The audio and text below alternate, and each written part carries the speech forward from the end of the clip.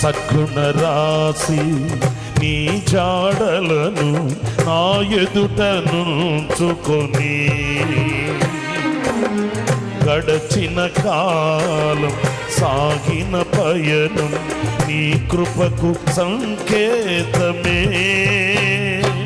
కృప వెంబడి కృప పొందగా మారాను మధురముగా నే పొందగా.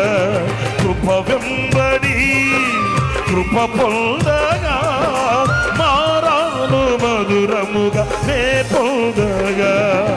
నాలోన నీ మంచి చూచావయ్యా, నీ ప్రేమ చూపితివి నా యేసయ్యా.